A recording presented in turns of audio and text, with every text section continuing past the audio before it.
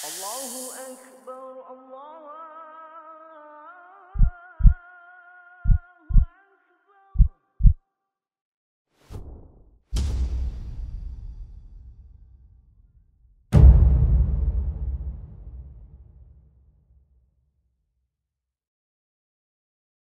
أعوذ بالله السميع العليم من الشيطان الرجيم.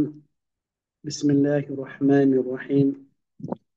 إن الحمد لله نحمده ونشكره ونستغفره ونستهديه ونستعين به ونعوذ بالله من شرور أنفسنا ومن سيئات أعمالنا. من يهده الله فلا مضل له ومن يضلله فلا هادي له. أشهد أن لا إله إلا الله وحده لا شريك له وأشهد أن محمدا عبده ورسوله.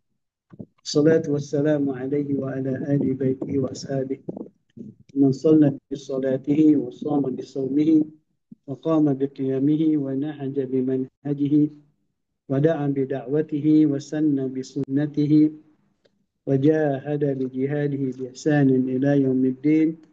رب اشرح لي صدري ويسر لي أمري واحلل عقدة من لساني يفقهوا قولي. اللهم انفعنا بما علمتنا وعلمنا ما ينفعنا. اللهم زدنا علما. اللهم امين. اما بعد. السلام عليكم ورحمة الله وبركاته. الحمد لله ثم الحمد لله ثم الحمد لله. Segala pujian, segala sanjungan, segala ketaatan dan kepatuhan hanya layak dan milik bagi Allah Subhanahu wa taala. Marilah sama-sama kita bersyukur kepada Allah Subhanahu wa taala dengan sebenar-benar kesyukuran atas limpahan nikmat, kurniaan dan anugerahnya tak terhitung banyaknya. Dan mari sama-sama kita ucapkan jazakumullah khairan kepada pihak admin dan penganjur kelas tadabbur online ini, khususnya pada The Awakening Convention dengan kerjasama Heart Therapy Book Club dan KNMS Examination Unit IUM serta dakwah dan training MSS Sekretariat KNMS IUM. Mohon kepada Allah SWT agar kita sama-sama mendapat kebaikan daripada usaha kecil kita ini. Semoga ia menjadi asbab untuk kita mendapat ilmu yang bermanfaat dan mendapat keridhaan Allah Ta'ala. Dan jangan lupa juga, mari kita sama-sama sentiasa berdoa kepada Allah agar dia memberikan pada kita kekuatan, daya dan upaya untuk beramal dengan setiap ilmu yang telah diajarkannya kepada kita, diberikannya kepada kita. Satu perkara yang tak boleh kita rasa ringan, meremehkannya. Kerana kalaupun kita punya banyak ilmu, tapi kalau tidak beramal dengan ilmu tersebut, maka pastinya dia tidak jadi ilmu yang bermanfaat. Ilmu itu hanya akan bermanfaat kepada tuannya bila tuannya beramal dengan ilmu tersebut. Itu penting kita sentiasa peringatkan diri kita. Dan kita mohon kepada Allah. Kerana tidak ada daya, tidak ada upaya kecuali dengan pertolongan daripada Allah. La haula wala quwwata illa billah. Alhamdulillah, pada pertemuan yang lepas kita telah tadabbur kalimah Iyyaka na'budu. Iyyaka na'budu. Hanya akan Engkau kami beribadah. Baik. Dan kita dah cuba berusaha untuk memahami apa yang dikatakan dengan mana ibadah. Dan kita tahu bahawa ayat ini adalah induk kepada surah Al-Fatihah. Jadi kita dah ambil bahagian pertama, Iyyaka na'budu. Dan hari ini kita akan tengok mana tadabbur kalimah nasta'in daripada firman Allah Ta'ala, wa iyyaka nasta'in. Wa iyyaka nasta'in. Kalau buku yang lama, muka surat 124. Siapa yang ada buku yang besar ni, percetakan baru yang besar ni, buku ni ke surat 95. Tadabbur kalimah nasta'inu. Sebab dia dicetak ikut saiz apa file Word ni, dicetakkan dia panggil fast print, print on demand.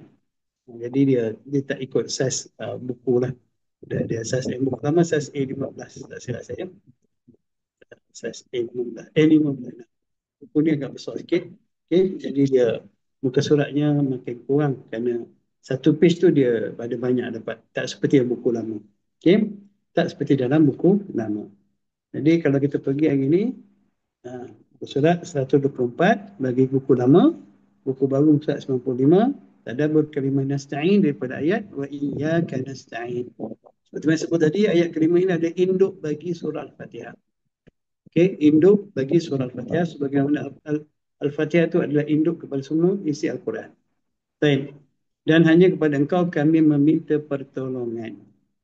Nah, jadi kalimah nasta'inu fi'il mudhari', fa'ilnya nahnu, nasta'inu fi'il mudhari' marfu'. وعلامة رفعه ضمة الظاهرة على آخره والفاعل ضمير مستتر وجوبا تقديره نحن فعل مضارع yang maknanya sentiasa sekarang dan seterusnya. Nasta'inu kita minta pertolongan. Berasal dari perkataan isti'anah. Aunun pertolongan. Okey, isti'anah satu mushtaq daripada masdar isti'anah, meminta pertolongan. Merujuk pada maksud memohon pertolongan. Okey, bantuan, pertolongan, iaitu berdoa. Perbuatan berdoa minta pertolongan itu dipanggil isti'anah. Okey, itu adalah isti'anah. Adapun memohon pertolongan atau berdoa itu sendiri adalah ibadah. Menolong, meminta pertolongan. Kita berdoa, meminta pertolongan pada Allah, itu sudah dikatakan ibadah. Sebagaimana hadis yang sebut di sini. Inna du'a wal ibadah. Hadis riwayat Imam Ahmad. Sesungguhnya doa itu adalah ibadah. Doa itu adalah ibadah. Jadi kenapa saya tambah sikit maklumat. Kenapa Allah sebut tentang doa selepas disebut ibadah? Sedangkan doa itu sendiri adalah ibadah. Doa wal ibadah. Pada ayat kelima ni kita baca iyyaka na'budu. Hanya akan engkau ya Allah kami beribadah. Kami mengabdikan diri. Kami taat dan patuh dan tunduk padamu ya Allah. Kemudian dikeluarkan lagi, disebut lagi wa iyyaka nasta'in. Dan hanya kepada engkau kami meminta pertolongan. Sedangkan doa itu sendiri adalah ibadah. Jadi kaedah, bila kita nak sebut tentang satu perkara yang perlu diberikan perhatian dan keutamaan daripada satu perkara yang umum. Dan ibadah tu umum. Ibadah tu satu umum. Bila kita ikrar dalam hati kita, ikrar kepada Allah dalam solat kita, atau dua solat kita, iyyaka na'budu. Hanya akan engkau kami beribadah. Ikrar ni ikrar umum. Tapi ada perkara penting yang perlu kita beri perhatian dan keutamaan kalau kita memahami secara lebih khusus tentang ibadah ini, iaitu tentang memohon pertolongan, iaitu berdoa. Memohon pertolongan iaitu berdoa. Maka dengan sebab itu, setelah Allah menyebut iyyaka na'budu, Allah suruh kita minta mengakui wa iyyaka nasta'in, dan hanya kepada engkau kami minta pertolongan. Jadi diulang balik kalimat doa, sebut kembali kalimat doa. Okay? Perakuan bahawa kita hanya berdoa kepada Allah. Sedangkan jika kita hanya beribadah kepada Allah, pastinya kita telah berdoa kepada Allah. Kerana doa itu adalah ibadah. Ibadah itu adalah doa. Okay? Kenapa disebut lagi? Seperti saya sebut tadi, menunjukkan betapa pentingnya keutamaan perkara ini, iaitu berdoa. Kita perlu benar-benar memahami. Kita benar-benar memahami tentang doa ini. Sehingga dikatakan doa jauharatul ibadah. Apa nak sebut bahasa Melayu? Doa itu jauharah.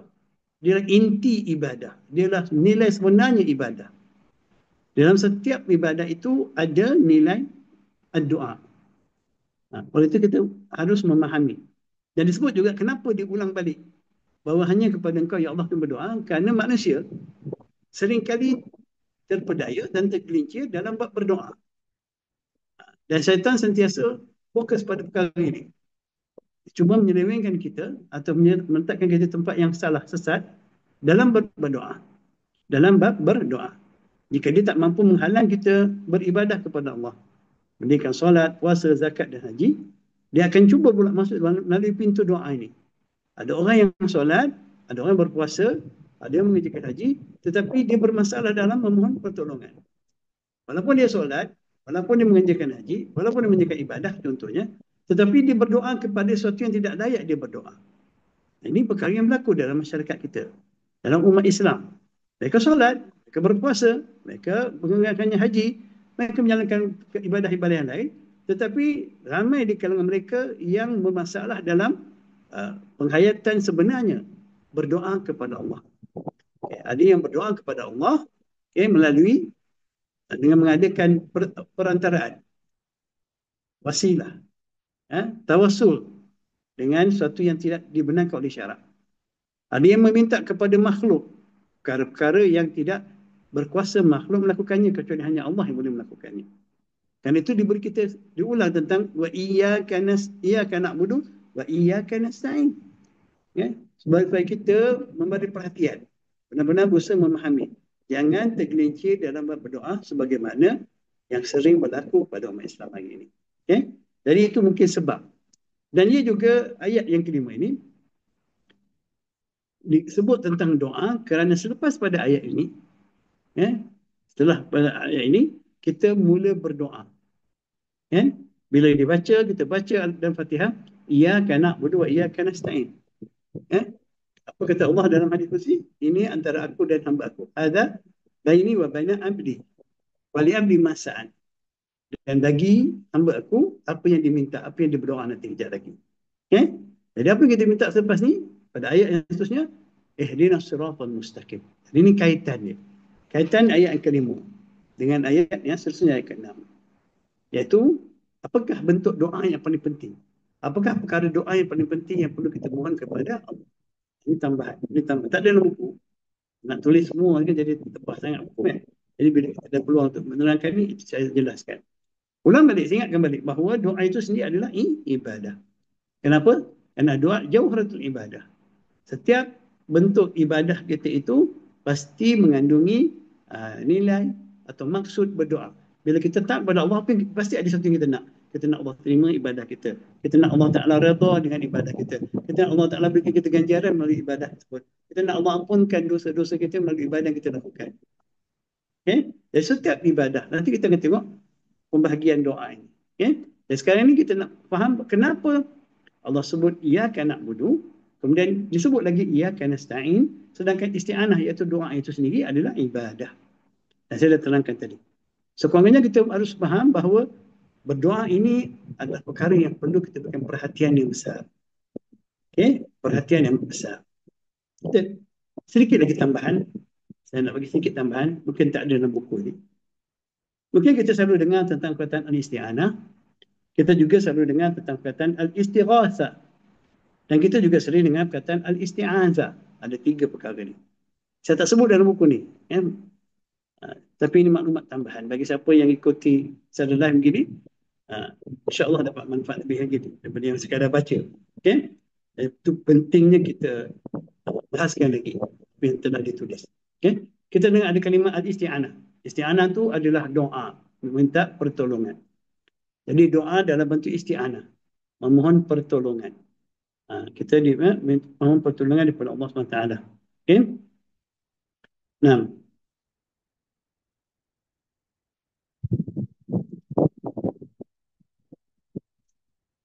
talabul auni bisyakli amin fil umuri dunyawiyah wal ukhrawiyah.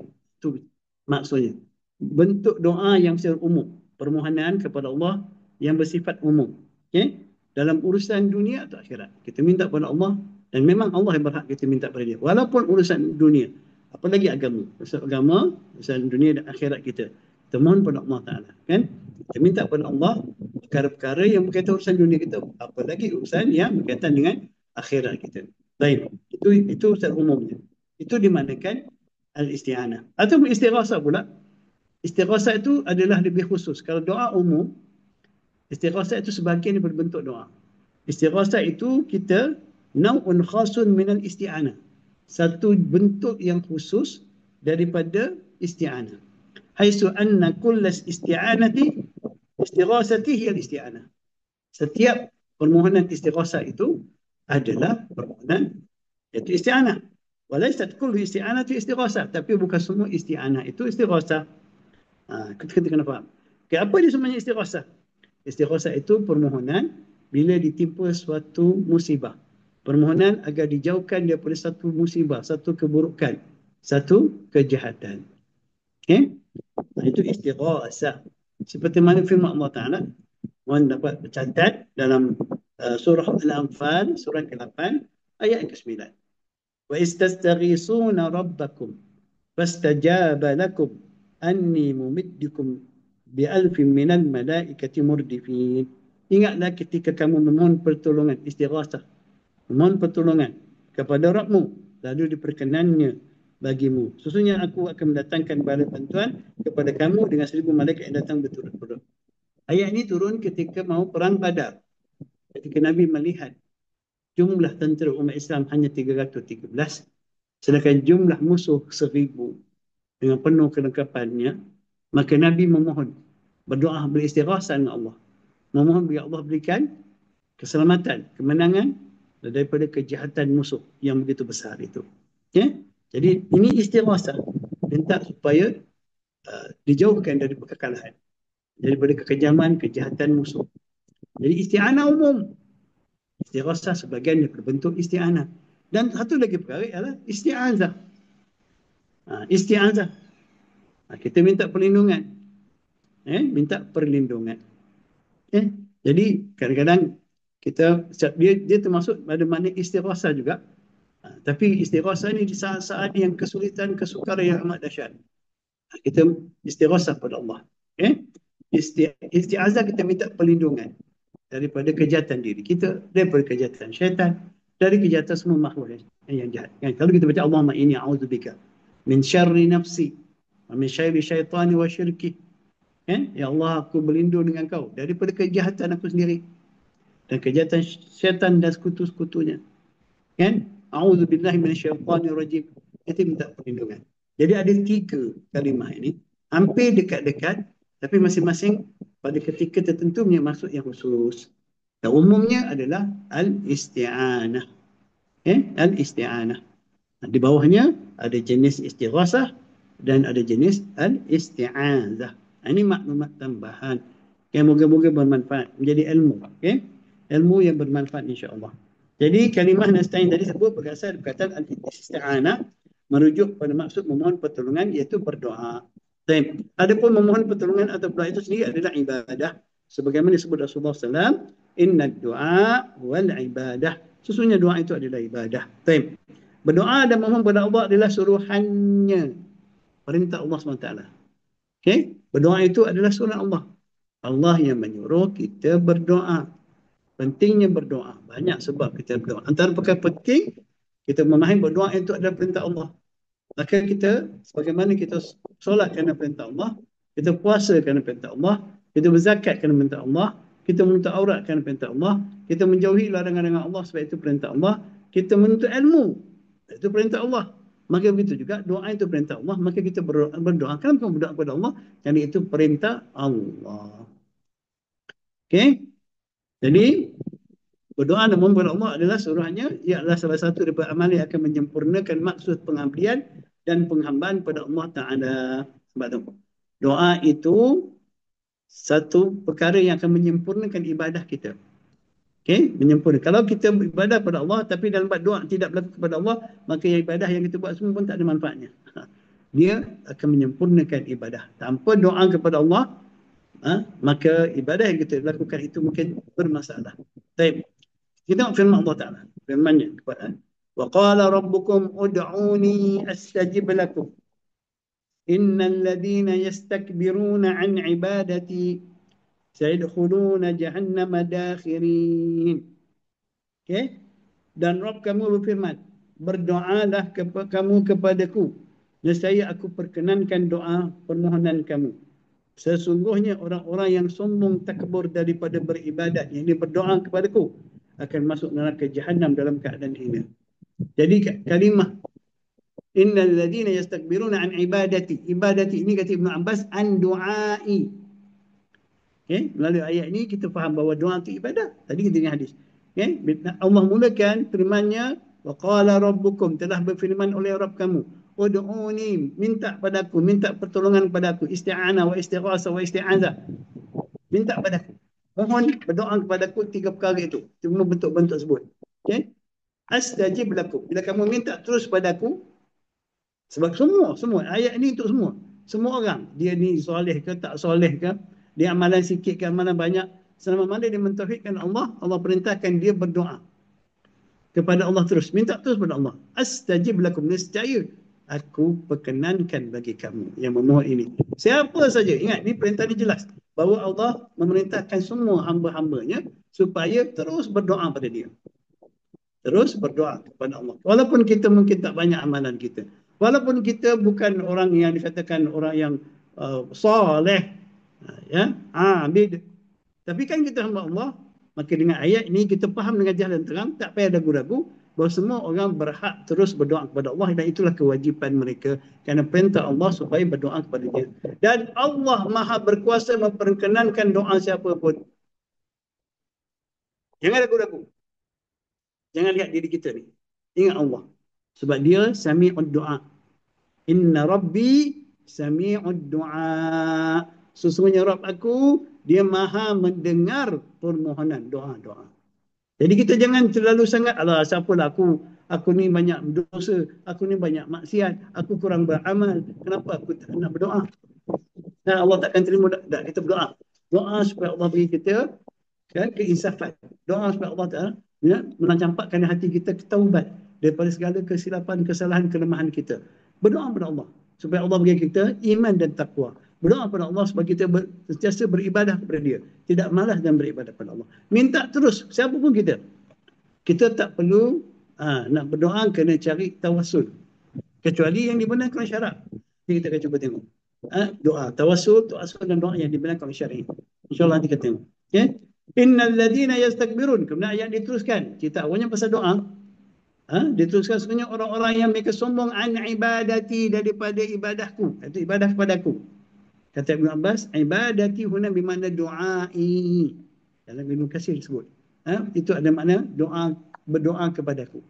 Siapa yang sombong daripada doa kepada aku, sayadkhuluna jahannama dakhirin, mereka akan masuk ke dalam jahannam dalam keadaan ini. Jadi orang yang tidak mau berdoa terus kepada Allah, orang yang tidak mau berdoa terus kepada Allah, mereka adalah orang yang sombong. Jelas. Orang yang tidak mau berdoa kepada Allah. Tentu ada perempuan yang mati Allah. Para pendengar sekalian. Doa ini pastinya lebih bersungguh-sungguh datang daripada mereka yang sedar diri mereka lemah, diri mereka serba kurang, diri mereka tak pernah cukup, banyak kesilapan dan kesalahan. Doa itu akan lebih bermakna jika orang yang berdoa itu sentiasa menyedari, inni zalamtu nafsi zulman katsira. Ya Allah, sesungguhnya aku telah menzalimi diri aku dengan kezaliman yang banyak. Rabbana zalamna anfusana. Ya Allah, kami telah menzalimi diri kami. Jadi kalaupun kita ni manusia yang serba-serbi kurang, tidak seperti orang lain yang dikatakan soleh atau orang ulia-ulia, kita tetap perlu berdoa kepada Allah. Jika kita yang dah macam ni keadaan pun, dalam keadaan kita serba-serbi kurang pun, banyak kurang ibadahnya, banyak kurang amalannya, ada saja dosa dan kesilapannya, kita tak berdoa kepada Allah, terus kepada Allah, maknanya kita adalah hamba yang sombong kepada Allah. Dan hamba yang sombong kepada Allah ini, mereka pasti akan dimasukkan ke dalam neraka dalam keadaan hina dina. Jelas tak ayat ni? Kalau kita faham ayat ni, maka selamatlah kita dari perbuatan memohon pertolongan pada makhluk dalam perkara-perkara yang hanya Allah boleh memberi pertolongan. Kita akan jelas bahawa kita tak perlu bertawassul dengan orang yang telah mati. Kainu man kana, siapa pun yang mati itu. Betulkah dia wali ke, dia orang soleh, dia banyak amalan, dia dekat dengan Allah, maka kita bertawassul dengan dia. Doa kepada Allah dengan bertawassul dengan dia. Kita kalau kita faham ayat ini dan ayat-ayat lain, ayat-ayat berkaitan dengan tauhid, tentang ibadah, pasti kita tak boleh terima hujah macam mana pun hujah manusia yang mengharuskan memohon pertolongan kepada Allah melalui orang yang telah mati. Atas alasan mereka tu orang yang dekat dengan Allah, kerana mereka banyak beramal, mereka orang soleh. Jadi kita bertawassul dengan kedudukan mereka yang dekat pada Allah. Tidak pernah ada satu dalil pun yang membenarkan, mengharuskan kita memohon pertolongan pada orang yang telah mati. Siapa dia pun. Nabi sendiri melarang. Kuburnya dijadikan tempat beribadat, tempat berdoa. Itu wasiat Nabi 9 hari sebelum mengida wafat. Antara perkara yang Nabi peringatkan, jangan jadikan kuburnya seperti kubur sebagai rumah ibadah, tempat memohon berdoa, beribadah, seperti yang dilakukan oleh orang Bani Israel kepada nabi-nabi mereka. Jadi hari ini timbul boleh berdoa dengan orang yang telah mati. Alasannya sebab tujuannya mendekatkan doa kita kepada Allah. Yang mereka ada orang yang soleh. Tidak, kita lah sepatutnya berdoa. Ud'uni, teruslah berdoa kepada aku. Astajib lakum. Tapi mestilah kita berdoa dalam keadaan kita insaf, kita jujur mohonkan pertolongan kepada Allah SWT, kita bertaubat, kita sungguh-sungguh. Kerana doa tanpa ketaatan, tanpa keinsafan dan taubat, yang mungkin akan dihalang oleh Allah Ta'ala. Tapi doa lah, teruslah berdoa, jangan sombong. Sombong tidak berdoa itu lebih besar kerugiannya. Berdoa kepada Allah. Okay? Dalam apa keadaan pun sentiasa berdoa kepada Allah. Terus minta kepada Allah. Ya? Ingat ayat seperti tadi, inna rabbi lasami'ud du'a. Sesungguhnya Rabb aku benar-benar maha mendengar segala permohonan. Rendahkan diri. Akuilah. Kalau kita tak mau berdoa kepada Allah, atau apa alasan pun, bermakna kita sombong kepada Allah. Kalau kita tak mau minta terus kepada Allah, kita bertawassul pada dalam perkara yang tak dibenarkan oleh syarak untuk berdoa kepada Allah, kita adalah sombong kepada Allah. Okey? Jadi dah saya sebut tadi, kita boleh berdoa, minta orang yang hidup berdoa kepada kita. Orang yang hidup, yang kita boleh hubungi dia, boleh bercakap dengan dia, kita minta ayah anda, wahai bonda, wahai ibu, ayah tolonglah doakan untuk anak anda ini. Wahai tuan guru, wahai ustaz, tolonglah doakan untuk kami. Okay? Tak ada masalah. Sama mana kita, ustaz tu masih hidup, dia masih lagi. Tapi kalau kita minta tolong pada orang yang telah mati, tak boleh. Atau kita tolong pada orang yang dia tak dengar, kita sebut nama dia. Rijalul Ghaib contohnya. Berdoa, bertawassul dengan Rijal Ghaib. Dengan makhluk-makhluk yang tak nampak. Kita berdoa dengan menyebut nama orang soleh. Bertawassul dengan nama Nabi atau orang soleh. Itu bukan yang tak dibenarkan. Itu tawassul yang ghair syar'i. Kena jelas ya. Kena jelas pada tersebut. Sebab betul penting buat doa ni. Sebab tu Allah ulang balik, iyyaka na'budu wa iyyaka nasta'in. Bukan saja beribadah, kita kena memahami tentang jauharatul ibadah, itu doa ini. Ya? Yang dikatakan Nabi itulah dia ibadah. Doa wal ibadah. Ini contoh, ini contoh. Kita tak boleh berdoa kepada makhluk perkara-perkara yang hidup atau mati, perkara-perkara yang hanya Allah. Kita nak minta rezeki, nak minta kebahagiaan, keberkahan, nak minta jaminan masa depan. Tak, itu semua kerja Allah SWT. Nak minta umur panjang. Itu semua daripada Allah SWT. Makhluk tidak boleh memberi perkara-perkara tersebut kepada kita. Okay? Jelas? Amin? Okay. Dalam surah Al-Baqarah, tadi surah Al-Mu'min, surah ke-40 ayat 60. Dalam surah Al-Baqarah, muka surat 125. Dalam buku yang lama ni ya. Buku yang baru seterusnya muka 96. Okay? Kita tengok nanti terus. Wa iza sa'alaka ibadi anni fa inni qarib ujibu da'watad da'i idza da'an falyastajibu li wal yu'minu bi la'allahum yarshudun. Berarti betul-betul ayat ini. Berarti betul-betul akan ayat ini. Dan apabila hamba-hambaku bertanya kepadamu wahai Muhammad mengenai aku, yang ini mengenai pertolongan itu, maka beritahulah kepada mereka sesungguhnya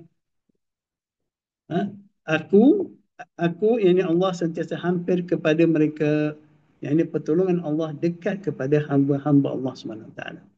Apalagi hamba-hamba yang beriman, apalagi hamba-hamba yang bertakwa, apalagi hamba-hamba yang muhsinin, yang sentiasa melakukan kebaikan, mukhlisin, hamba-hamba yang mentauhidkannya.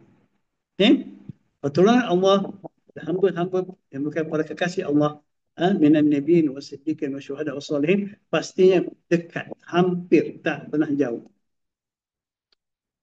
Jadi Allah bersebut yang penuh keyakinan untuk menambahkan keyakinan kita supaya kita yakin bahawa Allah Ta'ala ujibu da'watad da'i idza da'an.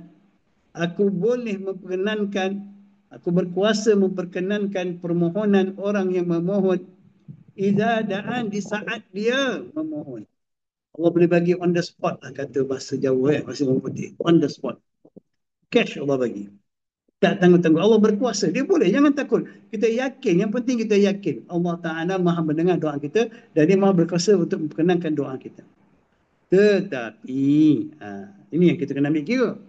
Kita kena memahami syaratnya. Semuanya rupanya semua perkara ada syaratnya. Tidak begitu mudah. Okay? Tapi syarat yang Allah berikan itu adalah syarat yang memang itu yang sepatutnya kita fikirkan. Bila kita tak dapat memenuhi syarat ini, kita tak boleh serahkan syarat ini kepada orang lain. Kita yang kena memenuhi syarat ini supaya doa kita terus dikabulkan oleh Allah, diperkenankan oleh Allah. Bila kita tak faham, kita rasa kita tak cukup syarat, maka kita bertawasul dengan wali-wali, dengan awliya, dengan orang soleh yang telah mati. Kerana mereka memenuhi syarat, kita tak cukup syarat. Ini satu jalan pilihan yang salah, sesat. Jika kita yang tak cukup syarat, maka kita yang kena memenuhi syarat tersebut. Kalau kita nak masuk universiti, semua masuk universiti tapi tak cukup syarat, kita tak cukup subjek yang dapat kredit. Adakah kita boleh guna kredit orang lain untuk masuk universiti? Tak boleh. Kita kena baiki. Kena ambil balik subjek atau kita kena cukupkan kredit-kredit subjek yang cukup kredit untuk kita layak memohon untuk masuk universiti. Tak mungkin kita akan boleh guna kredit orang lain.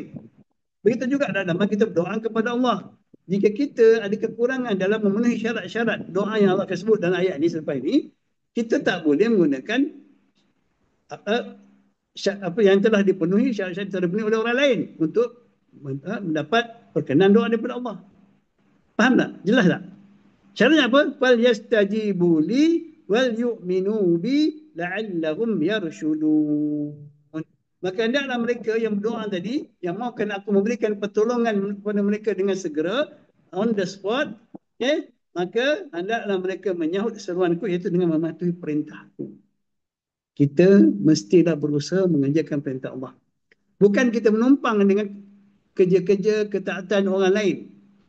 Tak boleh. Kita tak boleh menumpang. Dia yang mati ni, dia wali, dia tok guru, dia banyak sembahyang, dia bangun malam, dia berpuasa, dia dekat dengan Allah. Maka saya berdoa kepada Allah melalui dia agar dia menyampaikannya kepada Allah. Tak perlu dan tak boleh. Kita kena berusaha. Minta kepada Allah, ya Allah, kalau bantu aku agar sentiasa aku taat pada engkau. Allahumma inni ala dzikrika wa syukrika wa husni ibadatik. Ya Allah, engkau tolonglah bantu aku agar sentiasa ingat pada engkau. Ini taat kepada engkau. Dan sentiasa aku, Allahumma inna dzikra wa syukri, sentiasa bersyukur kepada engkau, tidak kufur kepada engkau, dan agar aku sentiasa memperelokkan ibadah kepada engkau. Kita yang kena ada kesedaran itu, dan kita berusaha membaiki syarat-syarat yang masih ada kekurangan itu, supaya kita diperkenankan doa kita oleh Allah yang maha berkuasa memperkenankan doa untuk kita. Bukan dengan kita menumpang amalan orang lain yang telah mati khususnya.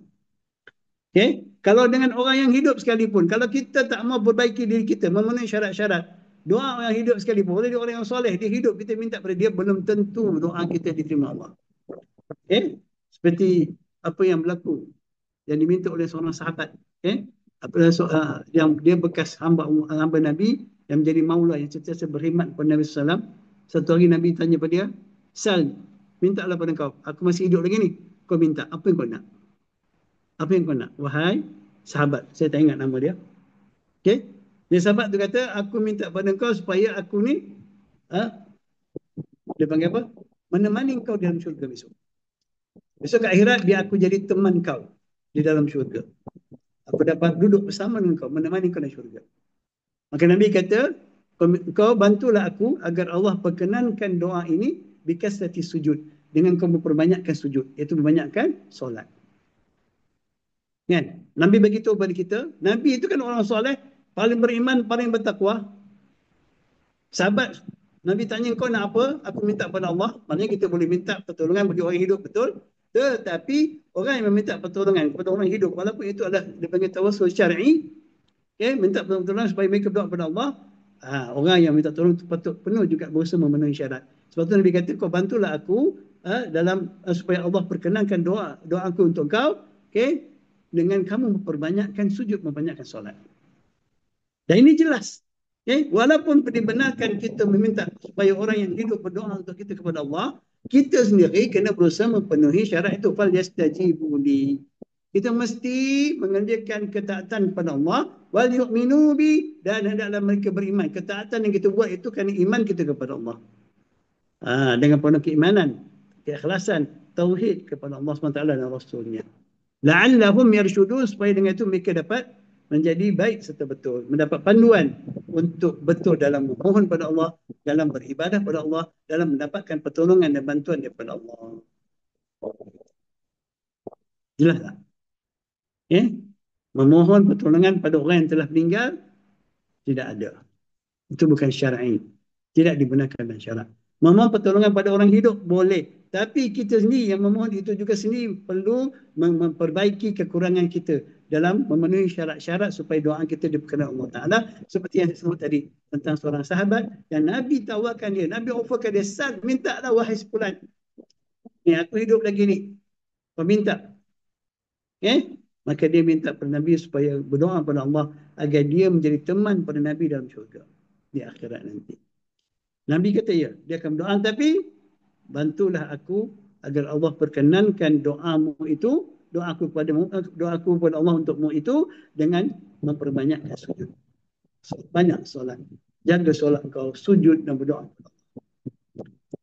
Boleh tak kita hanya minta pada mak ayah kita, wahai ibu, doa ibu tidak dihijab antara Allah dan doa ibu dan doa tidak dihijab antara Allah, doa ibu dan Allah tidak dihijab, maka ibu doalah pada saya. Tapi kita sendiri pun tak taat kepada Allah. Kita sendiri pun meninggalkan kewajipan.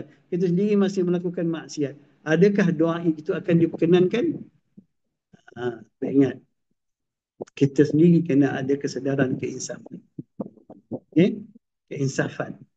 Baik, kita sendiri kena bantu ibu kita supaya doa ibu kita kepada Allah untuk kita itu diperkenankan Allah dengan kita melakukan ketaatan. Kita memperbaiki diri kita, meninggalkan kesalahan dan maksiat, pergi menuju pada ketaatan Allah dengan penuh keimanan dan keikhlasan kepadanya. Jelas? Baik. Okey, oleh kerana doa itu adalah ibadah, maka hendaklah disempurnakan setiap syarat-syarat ibadah seperti yang dinyatakan sebelum ini dalam berdoa. Kita kena, doa kita dikabulkan Allah, kita mestilah memenuhi syarat-syarat beribadah, berdoa itu ikhlas kepada Allah, ikut sunnah Nabi dan sebagainya. Pastikan ibadah, doa itu adalah ibadah. Maka kita dah belajar sebelum ini syarat-syarat untuk diterima ibadah. Maka itu juga hanya doa orang Islam, orang mukmin yang Allah Ta'ala terima. Wa ma da'ul kafirin illa fi dhalal. Tidak adalah doa orang-orang kafir itu kecuali sesat, tak terima, sia-sia. Allah hanya menerima doa daripada orang-orang yang Islam, yang mukmin. Kita doa perkara-perkara yang diperintahkan Allah, yang dikasih, jangan minta benda yang Allah larang. Tak boleh. Doa. Kita mesti berdoa sebagaimana doa diajar Nabi SAW. Ikhlas dalam berdoa. Hanya kepada Allah. Baik. Itu tentang isti'anah, nasta'inu. Oleh kerana kita bicara tentang doa, ada satu bab di sini, adab-adab berdoa. Adab-adab berdoa. Apabila berseru atau memohon atau berdoa kepada Allah Ta'ala, mestilah dengan merendahkan diri. Merendah diri. Jangan sombong. Jangan memegah-megah. Suara yang perlahan. Mohon dengan suara yang perlahan. Sebab Allah Ta'ala dia maha mendengar. Dia maha mendengar. Kita tak perlu nak menjerit orang-orang kuat-kuat. Pakai mikrofon besar-besar. Mengganggu orang kat luar. Mengganggu orang yang sedang solat. Kalau kita solat jemaah, kalau imam baca doa dengan mikrofon yang besar selepas solat, sedangkan dia tak perlu pun baca tu secara berjemaah. Kalau dia berdoa lah, kata dia doa juga. Lepas solat dia berdoa dengan mikrofon, dengan suara yang kuat. Ada orang sedang solat sunat, ada makmum yang masbuk, dia akan mengganggu makmum tersebut. Cuba kita pergi masjid, kita masbuk, terlewat, kita sunat, imam dengan mic yang kuat, baca doa panjang-panjang, kita tengah solat, kadang-kadang baca Fatihah pun kita tak lepas, kita tak dapat ikut sebab gangguan suara doa imam. Sedangkan imam pun dia tak wajib pun berdoa berjemaah. Tanggungjawab imam, package kita dengan imam, kewajipan kita pada imam ialah mulai takbir sampai salam. Selepas daripada itu, kita sama sendiri-sendiri berzikir. Kita berzikir. Berzikir sendiri. Imam zikir, kita zikir. Imam zikir sendiri, kita zikir. Kita semua wajib belajar azkar ba'da salah yang maurud, yang sunnah daripada Nabi SAW, yang warid daripada Nabi SAW. Wajib kita belajar dan kita baca. Itu yang sepatutnya. Ada panjang, ada pendek. Jadi kita ada pilihan. Kita tak perlu lagi lepas salam terikat dengan imam. Kita hanya terikat imam dalam solat. Dijadikan imam supaya kita ikuti dia. Dalam solat. Hanya dalam solat ada imam.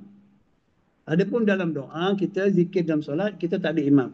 Kita tak ada imam. Kita boleh nak lebih awal habis doa kita daripada imam. Zikir kita nak lebih panjang atau lebih pendek daripada imam, boleh. Dalam solat tak boleh. Imam dah diri, kita baru berdiri, imam dah takbir, takbir ihram, kabbara fakabbir. Dia dah takbir baru kita takbir. Okay? Kalau dia baca Fatihah, okay, kita dengar. Kalau jahriyah. Okay? Kita dengar bacaan dia. Kemudian dia bila rukuk, baru kita rukuk. Kita tak boleh imam, contohnya dalam surah Siriyah contohnya, imam dah rukuk, kita masih lagi baca surah.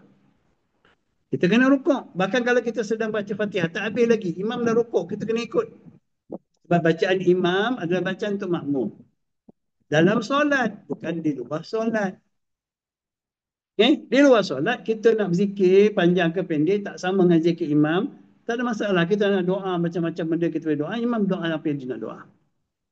Tak perlu dipimpin doa selepas solat. Bahkan doa yang terbaik dalam solat. Dalam sujud. Lepas tasyahud akhir. Tapi kita dalam solat, kita tak solat, kita tak berdoa, kita doa lalai. Kemudian lepas solat, kita nak berdoa dengan imam. Imam tak baca doa, kita dah pening kepala. Ini contoh, ini masalah dia. Okay? Jadi, dengan suara yang perlahan, dengan rasa takut kepada Allah, dengan penuh harapan. Khaufur raja'. Dengan penuh mengharapkan agar Allah Ta'ala mendengar dan perkenankan doa kita. Dan juga dengan takut kalau Allah tak terimakan sebab kekurangan kita, dengan itu kita akan berusaha memperbaikinya. Seperti mana firman Allah Ta'ala dalam surah Al-A'raf, surah yang ke-7 ayat 55. Firman Allah Subhanahu Wa Ta'ala, Ud'u Rabbakum. Nampak sekali lagi. Berdoalah, mohonlah akan Rabb kamu kepada Rabb. Allah suruh kita minta terus. Tadi kita jumpa ayat yang pertama, Ud'uni. Kemudian ayat yang kedua kita, Sa'alaka ibadi. Bila hamba-ku bertanya pada kau tentang pertolongan aku, minta terus pada Allah kerana Allah terdekat dengan dia. Okay? Dan ayat ni, Ud'u Rabbakum tadarru'an wa khufyah innahu la yuhibbul mu'tadiin. Berdoalah kepada Rabb kamu dengan merendah diri dan dengan suara yang perlahan-lahan. Dan ayat lain, wa dunal jahri minal qawl. Okay? Dan sini Allah suruh kita berdoa dalam keadaan tadarru' wa khufyah, dengan suara yang perlahan. Okay? Sesungguhnya Allah tidak suka kepada orang yang melampaui batas. Berdoa dengan suara yang kuat, okay? Mengganggu orang lain dan sebagainya, tak dibenarkan. Berdoalah dengan keikhlasan kerana Allah Ta'ala. Berdoa dengan memurnikan tauhid kepada Allah. Menyeru supaya kita, Allah Ta'ala, kerana Allah Ta'ala menyeru kita supaya mengikhlaskan niat dan setiap amalan. Seperti mana firman-Nya dah katakan, doa itu ibadah, dan setiap ibadah memerlukan ikhlas, maka kita mestilah memurnikan keikhlasan kita kepada Allah. Firman Allah Ta'ala, huwal hayyu la ilaha illahu fad'uhu mukhlishina lahuddin alhamdulillahi rabbil alamin. Dan dialah yang tetap hidup, ya? Al-hayyu la ilaha illahu, jadi ilah selain dia. Okay? Fad'uhu, maka berdoa, maka sembahlah kamu akan dia, atau berdoa, beribadahlah kamu kepada dia. Itu berdoalah kepada dia dengan mengikhlaskan amal agama kamu kepadanya, dengan mengikhlaskan ketaatan kepatuhan kamu pada peraturan agamanya. Ibadah, doa itu ibadah, doa itu perintah Allah, peraturan agama. Maka ikhlaskan doa kepada Allah. Alhamdulillahirabbil alamin. Segala pujian bagi Allah Rabb sekalian semesta. Baik. Permohonan, apa yang dipohon mestilah perkara yang baik. Allah suruh kita minta yang baik untuk dunia dan akhirat kita. Itu adabnya. Bila kita berdoa kepada Allah, minta yang baik. Jangan doa yang bukan-bukan. Jangan doa supaya orang binasakan dia. Orang tu bercerai dengan pasangan dia. Dia dengan anak dia bergaduh. Jangan minta untuk diri kita atau orang lain. Apa juga keburukan kejahatan. Allah nak kita minta yang baik. Okay? Apa yang dimohon mestilah perkara yang baik dan tidak tergesa-gesa. Jangan tergesa-gesa memohon satu yang tidak baik. Okay? Contohnya nak mati. Biar aku matilah, hidup macam ni susah sangat. Itu contohnya. Apabila yang baik dipohon tetapi yang buruk boleh datang, yang mohon tak dapat, sebaliknya yang berlaku, maka janganlah menjadi jemu dan berputus asa. Jangan jemu. Allah, bukan doa kita boleh tak terima lagi, tapi belum. Pasti Allah ada cara untuk mengenangkan doa kita. Okay? Firman-Nya, wa yad'ul insanu bisyarri du'aahu bil khair wa kana al insanu ajula. Ini sifat manusia negatif. Sifatnya ajul. Okay? Dan manusia berdoa dengan memohon supaya ditimpa kejahatan sebagaimana dia berdoa dengan memohon kebaikan. Dia memohon Allah binasakan dia, dan seperti mana dia memohon Allah beri kebaikan. Patutnya dia memohon untuk beri kebaikan, bukan kejahatan. Dan sememangnya manusia itu bertabiat terburu-buru, dia tak sabar. Apabila yang dia nak tak dapat, yang musibah datang, dia terus minta supaya diberikan apa, mati dan sebagainya. Nauzubillah. Kemudian firman-Nya dalam surah Fussilat ayat 49. Surah yang ke-41. Surah 127. La yas'amul insanu min du'a'il khairi wa in massahu syarru fayausun qanut. Tadi ajul, ini yaus. Okey? Yaus. Manusia tidak jemu-jemu memohon kebaikan. Dia bila dapat baik tu dia minta nak lagi, nak lagi. Dan kalau ia ditimpa kesusahan, bila kebaikan yang dia minta tak dapat lagi dah, Allah dah hentikan dengan sebab Allah mengetahui, menyebabkan Allah tidak memberikan kebaikan kepada dia. Bila dia timpa kesusahan, maka menjadi seorang yang sangat berputus asa. Sedangkan Allah dah bagi banyak dah. Apa yang diminta Allah dah bagi, tapi apa yang Allah minta pada dia, dia tak buat. Ini Allah tak bagi lagi dah apa yang dia minta, maka jadilah dia manusia yang sangat berputus asa. Lagi sangat nyata kesan putus harapannya daripada rahmat pertolongan Allah. Ya'us qanut, itu sifat manusia yang ajur.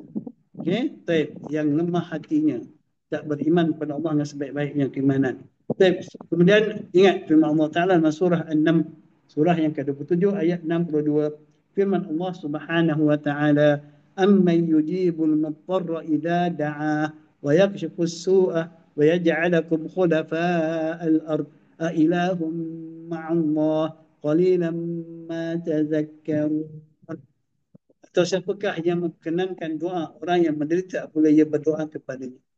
Semakin besar musibah, semakin tinggi derita yang kita tanggung, maka semakinlah ikhlaskan, semakinlah kita berdoa kepada Allah dengan penuh keikhlasan. Kerana Allah SWT saja yang mampu, berkuasa, berupaya memperkenankan doa kita, mengangkat segala musibah, segala penderitaan, kesulitan yang kita hadapi. Jangan putus asa. Jangan putus asa. Allahu Akbar. Ini untuk saya dan untuk semua. Jangan putus asa. Doa, subhanallah, senjata kita. Kadang-kadang senjata kita ni bukan tu tembak kena. Kita kena cuba sampai kena. Okey? Panah. Doa ni pun panah. Dia kadang-kadang tepat kena. Kadang-kadang belum lagi. Tak kena. Dia jatuh tempat lain. Tak apa. Kita sabar. Terus berdoa. Terus kita berdoa. Jangan putus asa. Dan di samping kita harapkan doa kita itu diterima, pastikan kita memenuhi syarat taat pada Allah dan beriman kepada dia. Allahu Akbar. Allah tak akan biarkan kita, tak kasih siakan kita. Kita hamba dia dikasihi. Ya, cubalah. Jangan putus asa. Bergantung pada Allah. Mohon pada Allah. Semua makhluk minta pada dia, kenapa kita tak minta? Yas'aluhu man fis samawati wal ard kulla yawmin huwa fi sya'n. Meminta kepada dia, yang Allah SWT, semua yang ada langit dan bumi. Semua makhluk minta pada Allah, tak pernah putus asa. Kenapa kita tak nak minta pada Allah? Kenapa kita pula putus asa? Setiap hari Allah menguruskan permohonan makhluk-makhluknya. Kita manusia makhluk yang mulia si Allah Ta'ala. Khalifah Allah datang ke bumi. Apalagi kita mengucap kalimah syahadah. Apalagi kita cuba berusaha mentaati Allah, beribadah kepada Allah. Maka jangan putus asa daripada berdoa. Jangan sekali-kali rasa lambat doaku diperkenankan. Kalau kita mengeluh, kenapa lambat? Nanti Allah merajuk. tak kata merajuk. Allah tak akan perkenankan. Antara sebab Allah tak perkenankan doa kita bila kita mengungkit doa kita ni tak diperkenankan, lambat. Sabar. Inna Allah ma'as-sabirin. Allah sentiasa bersama orang yang sabar. Pertolongan Allah sentiasa bersama orang yang bersabar. Jangan kita sebut bahawa Allah ni kenapa dia tak kenankan doa. Kadang-kadang kita cakap juga, kadang-kadang kita tak tahan ujian. Tapi ingatkan diri, tak perlu kita cakap, tak layak. Jika kita kata begitu, kita terputus asa daripada rahmat Allah Subhanahu wa Ta'ala. Okey? Baik. Itu tentang sedikit tentang adab-adab doa. Boleh tambahlah antara perkara yang berkaitan adab-adab doa ni. Kita berdoa dalam keadaan suci, dalam keadaan berwudu, doa pada masa dan tempat yang mustajab doanya. Ada tak dalam buku baru saya tambah? Tak ada juga. Doa pada waktu dan keadaan dan tempat yang mustajab. Ada tempat yang mustajab. Kedudukan yang paling dekat kita dengan Allah ketika sujud dalam solat. Itu tempat. Okay? Ketika tasyahud akhir, selepas baca tasyahud akhir. Doa. Doa berbanyak dalam solat. Solat kita. Okay? Berdoa pada Allah. Minta kepada dia. Allah dekat dengan kita. Doa ketika kita berada dalam rumahnya. Rumah Allah, rumah yang di luar singgah. Dilimpahi dengan rahmat Allah. Banyakkan doa kita di rumah Allah Ta'ala. Doa ketika kita habis melakukan ibadah pada Allah. Lepas baca Quran. Okay? Contohnya, lepas kita buat kebaikan. Kita sendiri yang doa. Kita sendiri yang doa. Kita sedekah ke orang, kita doa, ya Allah kau terimalah. Ya, sedekah yang aku beri daripada sebagian rezeki yang aku beri pada aku, ya Allah. Dengan penuh ikhlas, kau terima jadi ibadah. Berikan aku ganjaran kebaikan. Jadikanlah ibadah aku ini sebagai asbab keampunan untuk aku, ibu bapa aku, keluarga aku. Semoga kau angkat daripada aku segala musibah dengan sebab amalan ini, ya Allah. Berdoa, kita yang berdoa. Kita buat ibadah, kita yang berdoa. Jangan kita minta orang lain je. Kita yang berdoa. Kita beribadah, kita berdoa. Okay? Doa kita waktu-waktu yang tertentu. 1/3 malam. Allah menunggu kita berdoa kepada dia. Memohon kepada dia. Okay? Berdoa selepas azan dan iqamah. Di antara azan dan iqamah. Laki dan perempuan. Okay? Orang perempuan yang tak boleh solat pun, dia ikut baca dengan azan kat rumah dia. Azan dalam di masjid dengan kat rumah dia. Dia ikut apa yang dia baca, kemudian dia berdoa. Ya, doa antara azan dan iqamah mustajab. Allahu Akbar. Doa ketika ziarah orang sakit mustajab. Doa ketika bermusafir, musafir yang syar'i mustajab. Ya, doa Allah banyak tempat yang mustajab. Banyak sangat tempat, masa. Doa yang mu'arafah. Allahu Akbar. Jadi ambil peluang. Ya, itu antara adab. Doa ketika dalam keadaan kita benar-benar menghadap kiblat kalau boleh. Ya. Jadi itu antara perkara-perkara tambahan. Dan ada satu perbahasan yang panjang sikit tentang bentuk doa. Kena jelaskan. Anwa' atau syakul doa. Syakul doa. Okay? Bentuk-bentuk doa. Secara umumnya doa mempunyai dua bentuk yang perlu dipahami dengan betul agar tidak berlaku kesilapan atau salah faham. Berikut nyatakan kedua bentuk tersebut. Apa yang bentuk yang pertama? Doa mas'alatun ataupun talabun. Iaitu berdoa dengan mengucapkan perkataan yang mengandungi permohonan atau permintaan kepada Allah Ta'ala. Doa bentuk ini sering kali dilakukan sama ada selepas solat, dalam majlis-majlis tertentu dan seumpamanya. Kita buat benda ni, kita suka lah. Kita memang suka sangat. Suka sangat doa seperti ini. Sebab itu doa lepas solat fardu itu tak perlu berjamaah. Kita tak perlu berdoa dalam majlis. Ya, dipimpin orang. Tapi ini yang kita buat. Ini doa masalah. Asal memang ada, memang Allah suruh kita angkat tangan berdoa kepada dia. Ya, betul itu doa masalah tu. Tapi ada satu lagi doa ubudiyah wa ta'atun. Iaitu doa amalan dan perbuatan. Doa dalam bentuk amalan dan perbuatan yang merupakan kepatuhan dan ketaatan kepada perintah-perintah Allah Ta'ala dan Rasulnya. Doa bentuk ini dinyatakan melalui pelaksanaan amalan fardu dan sunat serta menjauhi amalan haram dan makruh. Bila kita melaksanakan apa je perintah Allah dengan ikhlas dan mengikut sunnah Nabi SAW, mengikut teladan baginda, itu adalah doa. Saya sebut tadi, oleh kerana Nabi kata doa wal ibadah, doa untuk ibadah. Okay? Maka apa saja ibadah kita ada nilai doa. Kerana doa jauhratul ibadah. Dia adalah inti kepada ibadah. Jadi doa, orang beribadah sentiasa tak kepada Allah dengan mengerjakan perintahnya dan menjauhi larangannya, maka dia sedang berdoa kepada Allah melalui ibadahnya. Okay? Doa bentuk ini dinyatakan melalui pelaksanaan amalan fardu dan sunat serta menjauhi amalan haram dan makruh. Kedua-dua bentuk doa ini saling berkaitan satu sama lain. Okay? Andainya kita hanya menadah tangan, menangis dan merayu kepada Allah Ta'ala sambil memohon dan meminta kepadanya hajat dan keperluan kita, namun kita tidak menjauhi larangannya, namun kita tidak melaksanakan kewajipan kita kepada Allah Ta'ala dan tidak menjauhi larangannya, maka doa kita ini tidak akan dipedulikan Allah Ta'ala dan tidak akan diperkenankan olehnya. Seperti ayat tadi lah. Falistajibu li wal yu'minu bi. Okay? Jadi kalau kita hanya mengangkat tangan, merajing, kita berdiri, duduk belakang imam, baca, apa jua majlis orang baca, kita amin, amin. Kita sendiri berdoa, tapi kita tak mahu menjalankan kewajipan kita dan tidak menjauhkan diri kita daripada larangan Allah, maka doa kita itu tidak sempurna dan tidak diterima Allah Ta'ala. Sebaliknya jika kita sibuk mengerjakan perintah Allah Ta'ala, sibuk kita melaksanakan kewajipan dan menjauhi larangannya dalam segala aspek kehidupan kita sehingga tidak sempat untuk kita memohon kepadanya secara doa mengangkat tangan masalah itu tadi, okay? Maka Allah Ta'ala akan memperkenalkan kepada kita segala hajat dan keperluan kita kerana Allah Ta'ala lebih mengetahui segala hajat dan keperluan kita walaupun kita tidak mengucapkannya. Ah. Sebab tu dalam ayat tadi Allah kata alladzina yastakbiruna an ibadati. Sedangkan cerita pasal doa, doa tu ibadah. Kalau kita sombong tak nak taat pada Allah, tak mau taat pada Allah, Allah tak terima doa kita. Tapi kalau kita sentiasa berusaha mengerjakan perintahnya, meninggalkan larangannya, dan kita mungkin tak angkat tangan minta kepada Allah, Allah akan perkenankan pada kita segala yang ada dalam hati kita, dan dia mengetahui segala-galanya apa yang baik dan perlu untuk kita. Kesimpulannya, dengan mentaati perintah Allah Ta'ala, seperti mendirikan solat, solat fardu atau sunat, berpuasa wajib atau sunat, menutup aurat, melakukan kebaikan dan kebajikan, menjauhi larangannya sama dia haram atau makruh. Melalui semuanya ini kita pada hakikatnya sedang berdoa kepada Allah Ta'ala. Doa dalam bentuk praktikal, dalam bentuk amalan, ketaatan dan kepatuhan.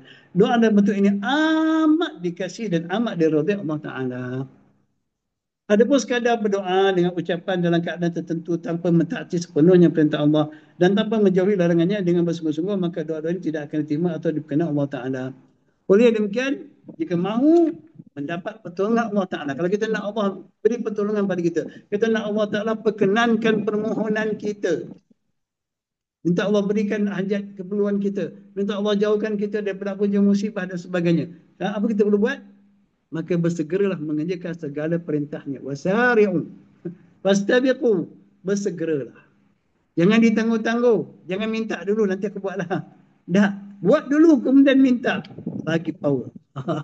Okay, buat saja pun dah bagus dah.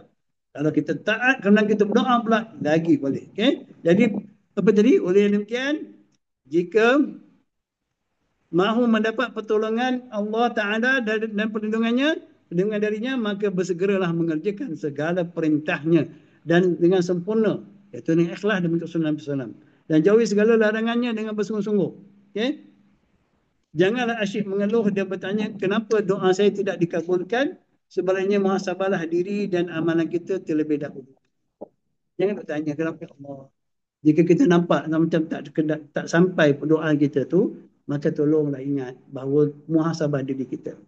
Jika benar-benar kita hamba yang ikhlas beribadah pada Allah, tak pada Allah, Allah pasti perkenankan doa kita. Cuma selalu kita kena ingat juga cara Allah perkenankan doa kita. Tak ada dalam buku ni. Okay? Bukan ada. Okay? Cara Allah perkenankan doa kita. Allah Maha berkuasa memperkenankan doa orang yang memohon di saat dia memohon. Allah boleh buat. Adakahnya Allah tangguhkan? Allah tangguhkan. Allah tak perkenankan doa itu sekarang. Allah akan berikan kita keperluan kita pada waktu yang sepatutnya. Ada kalanya Allah tangguhkan di dunia, Allah tak bagi, Allah bagi di akhirat. Dan di sana khairun wa abqa. Ada kalanya Allah Ta'ala dia tak bagi apa yang kita minta, tapi dia jauhkan kita daripada musibah dan kesulitan dan lainnya. Jadi kita tanggungjawab kita berdoa dan serahkan pada Allah dengan penuh keyakinan.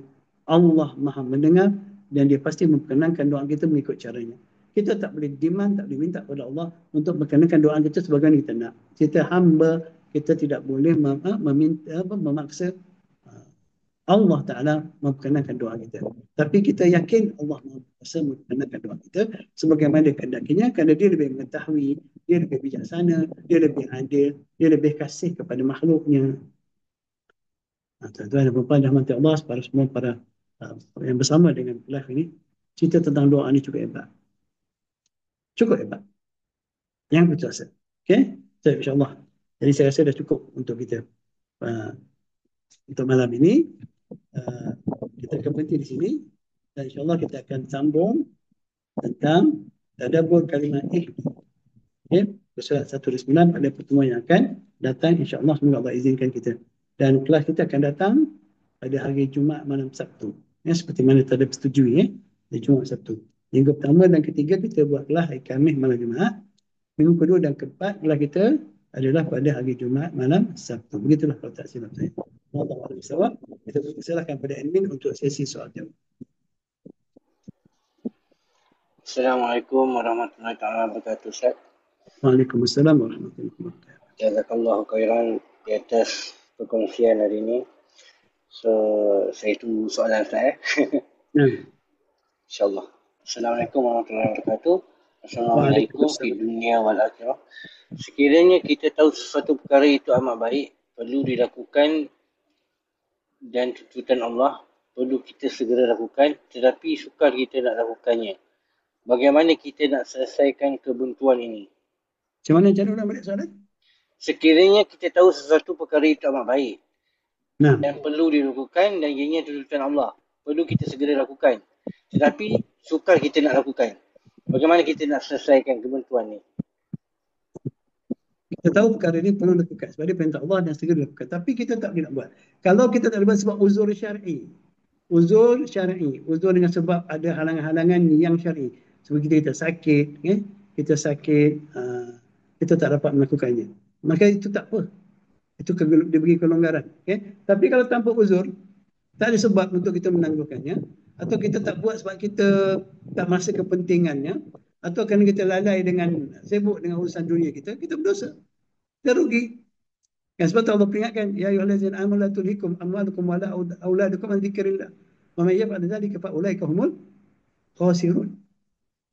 Orang beriman jangan kemudian lalaikan perkara mencari harta benda dan menguruskan anak-anak kamu itu daripada mengingati Allah, itu taat kepada Allah. Siapa yang berbuat demikian, mereka orang yang rugi. Jadi kalau dah tahu benda itu baik, perintah Allah perlu disegerakan, kita kena usaha melakukannya. Bersungguh-sungguh. Kita tinggalkan apa saja perkara yang menghalang kita. Kecuali kita dalam keadaan uzur syar'i. Jadi bagaimana kita nak ada kekuatan untuk mendahulukan perintah Allah? Mestilah iman. Jika kita ada alasan untuk menangguhkan perintah Allah, yang penting, apa maknanya? Maknanya iman kita lemah. Kalau kita orang beriman dengan iman yang betul, kita akan sami'na wa ata'na. Kita akan dengar dan terus taat. Tapi kita ada banyak alasan untuk tidak segera mengerjakan perintah Allah, menangguh-nangguhkan, itu maknanya iman kita lemah. Dan syaitan telah berjaya meniupkan tipu dayanya, di mana syaitan sentiasa meniupkan taswif kepada kita. Dia kata nanti dulu, nanti kau buat. Ada orang dia anggap tak apalah, sekarang ni biar aku cari duit untuk keperluan anak isteri aku, nanti bila aku dah ada cukup, anak dah besar, dah ada rumah, aku akan beribadah kepada Allah. Itu taswif, angan-angan amani, angan-angan. Jadi oleh syaitan. Dia punca daripada iman kita yang lemah. Suatu iman tu penting. Kalau kita tak bersemangat, tak menyegerakan perintah Allah Ta'ala, mana iman kita penyakit, dan kita bimbang itu adalah tanda-tanda nifaq munafik. Na'udzubillah min zalik. Wallahu a'lam bishawab. Jazakallah khairan. Okey, sebenarnya soalan ni pasal berdoa. Dia ada 3 soalan ya. Soalan pertama, bila berdoa ni, sebelum kita masuk doa tu, dia ada tertib dia. Supaya dengar macam kita kena memuji Allah, salawat pada Nabi. Okey, tu dah tanya apa yang sepatut kita buat. Nombor 2, kita jawab satu. jawab satu. Tadi dia serangkai. Kita ambil satu dulu. Memang antara adab untuk diperkenan doa kita memula dengan memuji Allah dan berselawat kepada Nabi SAW. Okey. Kemudian kita tutup juga dengan pujian kepada Allah. Dan selawat ini kita boleh baca awal atau kemudian baca lagi tengah, kemudian di akhir tak ada masalah. Okey, itu yang pertama. Yang kedua, admin, teruskan. Keduanya, bahasa yang digunakan bila berdoa. Bahasa yang digunakan doa. Okey, apa bahasa saja Allah memahaminya. Semua bahasa itu ada apa yang Allah ajar pada kita. Dia yang mengajar kita bercakap, berbual. Dia yang mengajar kita berbayat, bercakap. Jadi apa bahasa saja pun Allah memahaminya, Allah mendengar. Dan kalau kita menunjukkan kesungguhan kita hafallah doa-doa yang dalam Al-Quran. Doa-doa Al-Quran dalam bahasa Arab. Okay? Doa-doa daripada hadis dalam bahasa Arab. Kita hafal dan kita fahami maknanya. Bukan saja kita hafal tapi tak faham. Jadi bukan saya kata afdal dalam bahasa Arab. Tak. Dalam apa bahasa pun Allah Maha mendengar, Maha memahaminya. Okay? Tapi kalau kita ambil doa-doa yang utama, doa-doa yang diajar Allah dalam Al-Quran, doa ajar Nabi dalam bahasa Melayu, bahasa Arab, maka kita baca dalam bahasa Arab tapi dalam syarat kita faham apa yang doa tersebut dalam bahasa kita. Jadi boleh apa doa sebenarnya, apa bahasa sekalipun. Bahasa Jawa ke, bahasa Banjar ke, bahasa India ke, bahasa Cina. Allah memahaminya. Okay? Itu Allah boleh berkenan kita walaupun apa doa sekalipun. Cuma bila dalam solat Ustaz, macam masa sujud, dalam solat. Okey. Kalau kita tengok hukum asal dalam solat tidak boleh bahasa lain kecuali bahasa Arab. Tak boleh kita bercakap dengan bahasa lain, membaca ayat Al-Fatihah tujuannya bahasa Melayu ke bahasa Jawa, tak boleh. Baik, cara umumnya macam tu. Tapi kita disuruh berdoa dalam sujud. Sujud ketika kita berdekat dengan Allah Ta'ala. Jadi Ada dua pendapat lah, perbezaan pendapat. Ada kata boleh berdoa dalam bahasa apa pun dalam solat. Doa ya, bukan membaca Fatihah, membaca apa semua tu. Doa ketika sujud contohnya, dalam apa jua bahasa, tetapi doa itu di dalam hati. Okay? Doa itu dalam hati. Jangan lafazkan bahasa yang bukan bahasa Arab. Okay? Dalam hati. Ada kata boleh walaupun bukan bahasa Arab. Itu saya baru dengar daripada beberapa orang tokoh kat sini. Dia kata boleh kerana doa tu mesti kedengaran. Yang di dalam hati itu zikir. Wallahu alam. Okay? Sebab kalau kita berdoa walaupun menggunakan ayat Quran dalam bahasa Arab tak ada masalah. Okay? Tapi dalam bahasa Melayu itu ada khilaf. Kalau saya tanya kat saya lebih nasihatkan kita berdoa tanpa mengeluarkan suara yang kuat dalam solat, dalam bahasa lain. Okay? Kita doa dalam hati, Allah mendengar kita. Walaupun itu bukan zikir. Doa dengan khufiyah, dengan suara yang tersembunyi. Okay? Kita doa kepada Allah SWT apa bahasa kecuali bahasa Arab, tak apa. Boleh. Bahasa Arab tu pula kita gunakan ayat-ayat Quran, tak ada masalah. Begitulah pandangan. Tapi ada khilaf Ada baru ni saya dengar ada beberapa tokoh-tokoh di Malaysia ni dia kata boleh berdoa dalam apa jua bahasa walaupun dengan suara kedengaran. Kalau kita berdoa tanpa suara itu namanya zikir. Wallahu a'lam. Jazakallah khairan Ustaz. Lepas tu bila berdoa ni Ustaz, ada tak doa-doa yang paling terbaik yang kita boleh macam kita memang kita saya nak minta tadi, yang kena selalu macam minta Jannatul Firdaus tanpa hisab. Kalau nak minta syurga, Nabi suruh minta syurga yang paling tinggi. Bukan kalau. Kita disuruh minta syurga. Okay? Tapi minta syurga yang paling tinggi, Jannatul Firdaus. Itu memang hadis sahih. Antara doa yang sering Nabi baca, kita kena kenal. Contohnya, Rabbana atina fid dunya hasanah wa fil akhirati hasanah wa qina azabannar. Itu doa yang sering Nabi baca. Dalam solat, doa yang Nabi baca, yang muqallibal qulub tsabbit qulubana ala dinik. Itu ada azkar yang masyhur, yang sentiasa, dan banyaklah dia berbanyak bentuk. Kita tak perlu nak hafal semua. Kita ambil yang mana sesuai. Okay? Doa untuk ibu bapa kita tu doa yang diperintahkan dalam Quran. Allah perintahkan kita berdoa untuk ibu bapa kita. Dan jangan tinggalkan doa tu. Allah banyaklah sebenarnya. Tapi yang menjadi umum, yang doa yang memasuki segala yang kita minta ada.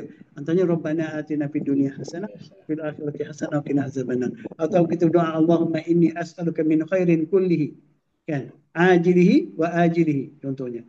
Wa a'udzubika min syarri kullin ajilihi wa ajilihi. Itu antara kita minta Allah Taala segala kebaikan yang segera dan yang akan datang, yang kemudian yang lambat sampai. Jadi kita minta jauh daripada segala kejahatan, yang dekat ni ataupun yang jauh. Kita minta Allah jauhkan semua. Jadi doa-doa yang secara umum meliputi segala yang kita perlukan. Itu doa-doa yang jami', dia penuh. Kadang-kadang kita ada doa yang khusus, kita ada perkara, ya Allah aku ditimpa penyakit seperti ini, penyakit ini tolonglah sembuhkan aku. Ya Allah anak aku dia sedang sakit, tolong beri kesembuhan pada dia ya Allah. Contohnya kan, ada khusus. Jadi kita doa ada apa yang kita nak. Tapi doa-doa umum tu, Rabbana atina fid dunya hasanah wa fil akhirati hasanah. Dapat apa juga kebaikan. Kita minta Allah beri apa juga kebaikan untuk kita di dunia ini dan juga di akhirat nanti. Contohnya, Allah Ta'ala. Okey, jazakumullah khairan Ustaz. Soalan terakhir ni, bagaimana kita nak menepis tipu daya syaitan dan segera menjadi sami'na wa ata'na? Kena ingat Allah dulu. Wazkurullah dzikran katsiran.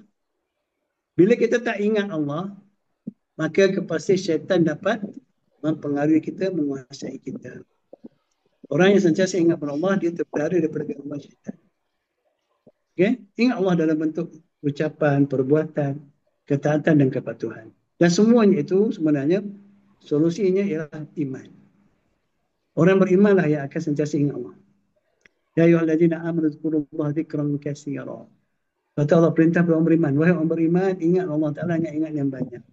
Orang beriman yang sentiasa taat kepada Allah.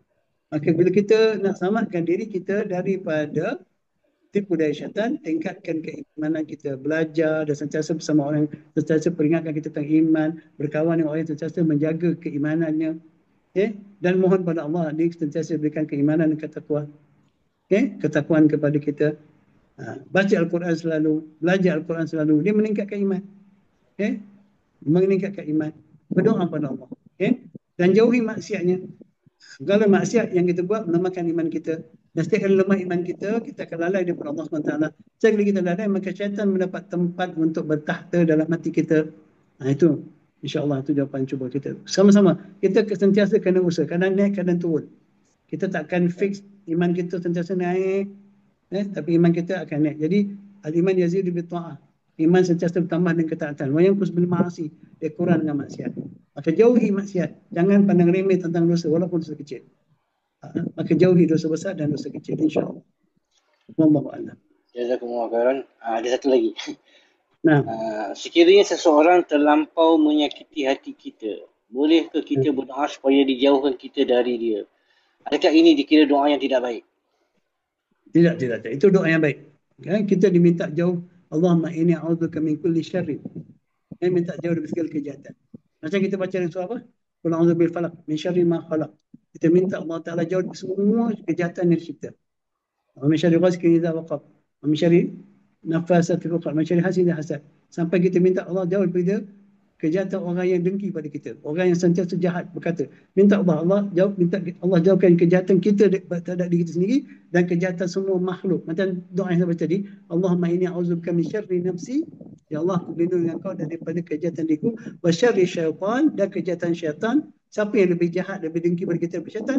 Wa syirkihi, dan juga sekutu-sekutu dia, iaitu di kalangan jin dan manusia. Kalau ada orang manusia itu memang sentiasa cuba menyakiti kita, ya Allah, aku mohon padamu, kau jauhkan aku daripada kejahatan dia. Aku mohon padamu, kau bagi hidayah pada dia agar dia berhenti daripada menyakiti aku. Boleh, itu doa yang baik. Doa yang tak baik ni kita doa menimpakan musibah kepada orang yang mereka tak sepatutnya, tak layak. Dia orang baik, kita meniakan musibah. Kita boleh doa Allah tak jauhkan kita dari kejahatan orang zalim. Itu dianjurkan. Kita tahu kita boleh minta kepada Allah dijauhkan kejahatan pemimpin yang zalim, manusia yang zalim. Itu adalah doa yang baik syar'i.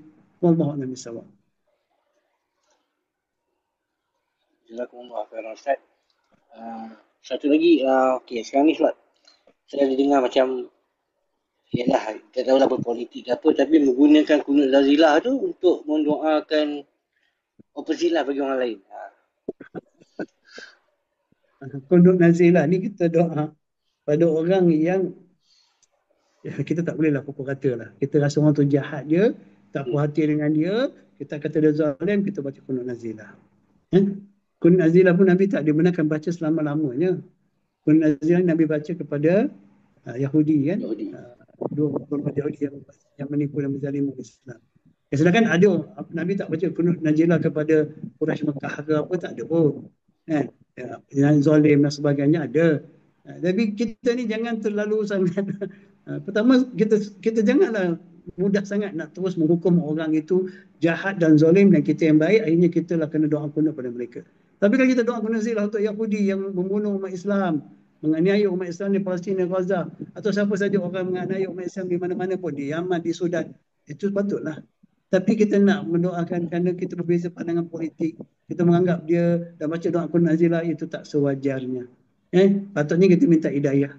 Mohon hidayah kepada Allah, berikan hidayah kepada pemimpin-pemimpin kita ini. So mereka semua diberikan taufik dan hidayah agar mereka kembali kepada Allah dan Rasulnya, agar mereka berlaku adil kepada rakyat mereka. Itu yang sepatutnya. Wallahu a'lam bishawab. Jazakumullah khairan Ustaz. Itu saja Ustaz. Alhamdulillah. Ya, Alhamdulillah. Jadi sekadar ini saja untuk malam ini. Apa jua yang baik, yang benar, pasti Allah SWT. Yang maha mengetahui lagi maha bijaksana. Yang silap, yang tak jelas, yang tak terang jawapan-jawapan yang tadi mungkin yang tak puas hati ke tak terang, saya minta maaf. Jadi sekadar itu saja kemampuan saya. Jadi sekadar itu saja insya-Allah. Kita tutup dengan subhanallahi bihamdik, asyhadu an la ilaha illa anta, astaghfiruka wa atubu ilaik. Assalamualaikum warahmatullahi wabarakatuh.